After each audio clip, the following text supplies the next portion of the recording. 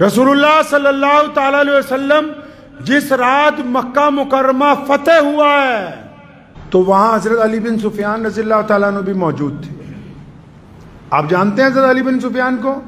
مکے کے گورنر ہیں، آسانی سے سمجھ لیجئے، اور اسی دن اسلام قبول کیا ہے جس دن مکہ فتح ہوا ہے. رسول اللہ صلی اللہ علیہ وسلم کے پرانے رشتہ دار ہیں، جاننے والے ہیں. وہ آئے، یا رسول اللہ ہماری کوٹھی پہ چلیں، وہاں دعوت ہے. آج کل تا مولوی بھی پیر بھی وہ گھر دیکھی دا بھی جتنے ودیا پربند ہوئے اتنے ہی کھانا کھانا. جن لوگوں کو تم نے پیر بنا رکھا ہے اپنا، وہ پہلے ہی مریدوں کو پوچھ لیتے ہیں کوئی بڑھیا ٹھکانا ہے تو وہیں رکیں گے، نہیں تو حضرت جی واپس آ جائیں گے. کیا سمجھے؟ کھیر کی کٹوری اگر کسی غریب کے آگے پہلے چلی جائے، مولوی کے آگے بعد میں جائے، تب بھی پنگا پڑ جائے. مولوی بھی وہ جن کو تم نے، جن کے بھگت ہو. باقی تو مولویوں کو تنخواہ بھی پوری نہیں دیتے، 7-8 ہزار روپے دو. تو نبی اکرم صلی اللہ علیہ وسلم کو انہوں نے کہا یا رسول اللہ ہمارے گھر، فرمایا نہیں. اور متعدد لوگوں نے کہا یا رسول اللہ ہمارے گھر، فرمایا نہیں. مکہ مکرمہ میں خانہ کعبہ کے قریب ایک محلے میں ایک ٹوٹا ہوا گھر ہے، مٹی کا بنا ہوا گھر ہے.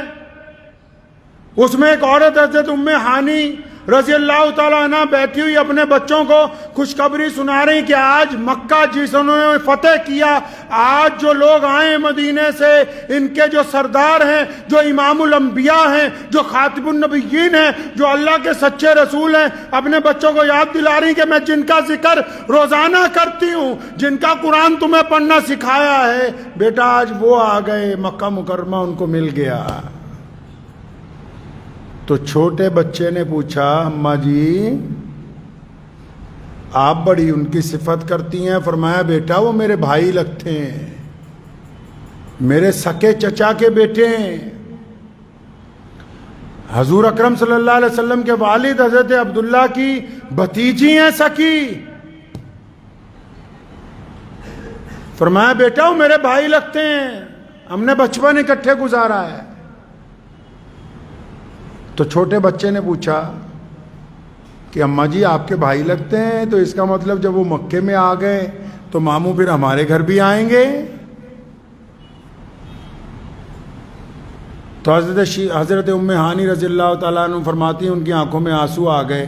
فرمایا بچے کو ویسے ہی دلاسا رکھنے کے لیے کہا ہاں بیٹا آئیں گے. فرمایا میرے دل میں خیال آیا کہ ہانی رسول اللہ صلی اللہ علیہ وسلم تو آج بہت مصروف ہوں گے، اتنی بڑی فتح اللہ تعالیٰ نے عطا فرمائی، اتنے معاملات ہیں، اتنے قبیلے کے الگ الگ قبیلوں کے سردار آ رہے ہیں، اتنے جھگڑے ہیں، اتنے لوگوں کی معافیاں ہیں، عدالت لگی ہوئی ہیں، تو ان کو تھوڑی یاد ہوگا کہ غریب بہن یہاں رہتی کہ جس کے خامد نے اس کو اس لیے چھوڑا کہ تو محمد رسول اللہ کا کلمہ پڑھتی. تو فرماتی ہیں کہ میں نے ویسے ہی بچے کو دلاسا دیا تو رات کا بھی پہلا پہر ہے، عشاء کی نماز کے بعد کا وقت ہے. تو فرماتی اچانک دروازے پہ کسی نے زور سے ذرا دستک دی. اندر سے حضرت ام ہانی رضی اللہ تعالیٰ عنہ نے بھی ذرا زور سے پوچھا بے کون ہے دروازے پہ؟ تو دروازے کے دوسری طرف سے آواز آئی ہانی اور دروازہ کھولو، میں تمہارا بھائی محمد رسول اللہ ہوں. ام ہانی نے دروازہ کھولا، 10 سال کے بعد اپنے بھائی کو دیکھا، نبی علیہ السلام کو دیکھا، نبی علیہ السلام کی آنکھوں میں آنسو ہیں. حضرت ام ہانی بھی رو رہی ہیں کہ آج بھائی میرے دروازے پر آئے ہیں، رات کا پہلا پہر ہے، 10 سال بعد جب ملاقات ہوئی، سارے بچے اکٹھے ہو گئے. نبی علیہ السلام جب اندر داخل ہوئے پہلی بات پوچھی ہانی کچھ گھر میں کھانے کے لیے ہے؟ کچھ ہے کھانے کے لیے؟ تو حضرت ام ہانی رضی اللہ تعالیٰ عنہ غریب تھیں. فرمایا یا رسول اللہ کچھ بھی نہیں، ایک روٹی کا ٹکڑا ہے سوکھا ہوا باسی اور سرکہ پڑا ہے. فرمایا لے آؤ. اسی کو پانی سے دھویا، بھگویا، نبی علیہ السلام کو پیش کیا. جو رسول اللہ صلی اللہ علیہ وسلم نے وہ کھا لیا نا. تو میرا ہمیشہ سے یہ ایمان ہے کہ اس رات نبی علیہ السلام نے جو اپنی بہن سے بات کی ہے جب رسول اللہ صلی اللہ علیہ وسلم کے لیے بستر لگایا گیا، نبی علیہ السلام کو کہا، حضرت ام ہانی نے، یا رسول اللہ بستر تیار ہے؟ فرمایا نہیں بہنا، آج سونا نہیں ہے، آرام نہیں کرنا ہے، آج بیٹھ گئے۔ اپنی ہمشیرہ کو اپنے سامنے بٹھایا، سارے رشتہ دار بھانجے جو ہیں وہ بھی آ کے نبی علیہ السلام کے پاس بیٹھ گئے، بچے سارے، حضرت ام ہانی کو سامنے بٹھایا۔ اور مسلمانوں کبھی سوچو کہ نبی علیہ السلام نے اپنی بہن کو کیا کہا ہوگا؟ تھوڑی اپنی بھی عقل لڑاؤ کہ اگر بندہ جب جماعت سے باہر آتا ہے، تبلیغی جماعت سے ہو کے آتا ہے، وہ اپنے بچوں کو کیا کہتا ہے؟ نماز پڑھا کرو۔ کوئی مولوی بن کے آتا ہے، اپنی ماں کو کیا کہتا ہے؟ پردہ کیا کرو۔ کوئی اجمیر شریف ہو کے آتا ہے تو تبرک کھاؤ۔ کوئی عرس پہ ہو کے آتا ہے تو لاؤ تمہارے لیے وہاں سے چادر لے کے آیا ہوں، تحفے لے کے آیا ہوں۔ کوئی دیندار بندہ جب اپنی بہن کے گھر پہنچتا ہے، آج کی تاریخ میں بھی، چاہے وہ کوئی مولوی ہو، چاہے کوئی مفتی ہو، چاہے کوئی بڑے بڑے سے بڑا محدث ہو، چاہے وہ چلے کاٹ کے آیا ہو، چاہے وہ بریلی شریف سے ہو کے آیا ہو، وہ کیا کرتا ہے؟ اپنے رشتہ داروں کے پاس آ کے اپنی دین کی چودراہٹ دکھاتا ہے۔ اچھا اگر وہ دیندار نہ ہو، دنیا دار ہو، تو کیا کرے گا جی؟ اگر دنیا دار ہوگا، افسر ہوگا، تو آ کے اپنے رشتہ داروں کو کہے گا، ہاں آج کل فلاں جگہ پوسٹنگ ہے، اتنے ملازم بدل دیے، اتنے سسپینڈ کر دیے، فلاں کام میرے انڈر ہے، فلاں ٹول ٹیکس کا میں یہ لگ گیا، فلاں یہ ہو گیا۔ وہ یہی باتیں کرے گا کہ فلاں شہر کا میں ڈی سی ہوں، میں کمشنر ہوں، اپنی باتیں بتائیں گا۔ اچھا اگر وہ کاروباری ہوگا تو کیا باتیں کرے گا اپنی بہن سے، رشتہ داروں سے؟ وہ فلاں بلڈنگ میں نے بنائی ہے، فلاں پراپرٹی ہم نے خریدی، وہ بیچی ہے ابھی،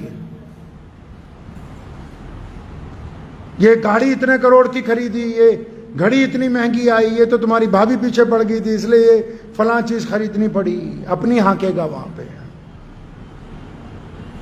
مطلب وہ جس لائن کا آدمی ہوگا، جس لائن کا بھی بندہ ہوگا، اس کو اپنی اس لائن پر ہی غرور ہے، چاہے وہ دیندار ہے، چاہے وہ دنیا دار ہے، چاہے وہ افسران کے طبقے میں سے ہے، چاہے وہ پیری فقیری میں ہے، تو وہ وہی باتیں بتائے گا۔ تو آپ سوچیں رسول اللہ صلی اللہ علیہ وسلم نے کیا کہا ہوگا اپنی بہن سے کہ صبح شام سبحان اللہ و بحمدہ پڑھا کرو؟ تھوڑا تصور میں جائیے، رسول اللہ صلی اللہ علیہ وسلم نے اس رات اپنی ہمشیرہ سے کیا کہا ہوگا کہ اپنے بچوں کو عالم بناؤ، تہجد کی پابندی کرو، قرآن پاک کی فلاں فلاں آیت کا حفظ کر لو۔ نبی علیہ الصلوۃ والسلام تو دین کے بانی ہیں نا جی۔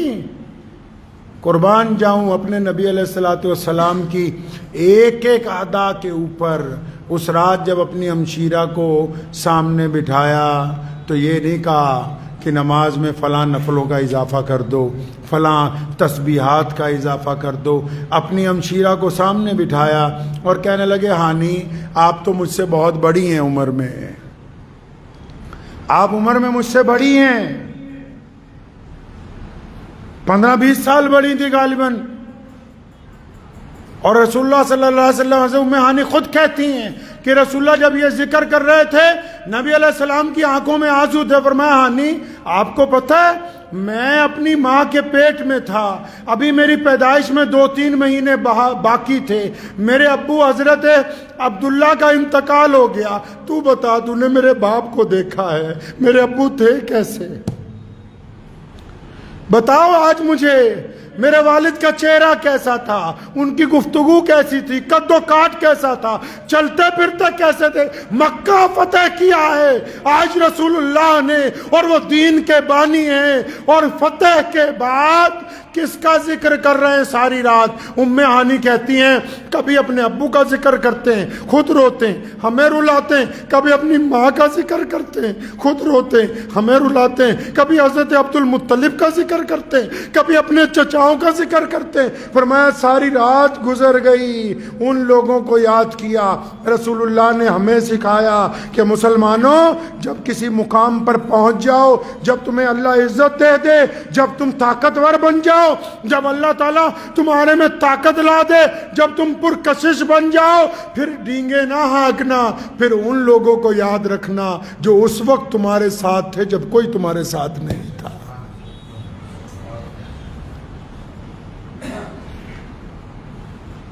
امی عائشہ رضی اللہ تعالیٰ عنہ فرماتی ہیں نبی علیہ السلام اکثر ہم سب کی جو ماں ہیں پہلی امی خدیجہ الکبریٰ رضی اللہ تعالیٰ عنہ کا ذکر کیا کرتے تھے. فرماتے ایک دن میں نے ویسے ہی عذرائے چھوٹا سا مزاح میں کہا یا رسول اللہ آپ خدیجہ کو بہت یاد کرتے ہیں. فرماتی تھی کہ روزانہ حضرت خدیجہ کا ذکر کیا کرتے تھے. فرمایا ایک دن میں نے ویسے ہی کہا کہ آپ خدیجہ کا بہت ذکر کرتے ہیں، کیا بات ہو گئی؟ تو نبی علیہ السلام آپ دیدہ ہو گئے. فرمایا عائشہ خدیجہ نے اس وقت میرا ساتھ دیا جب سارا مکہ میرا دشمن تھا، جب گلی کوچوں میں لوگ پتھر مارتے تھے، جب ابو جہل اور اس کے کارندے رسیاں گلے میں ڈالتے تھے،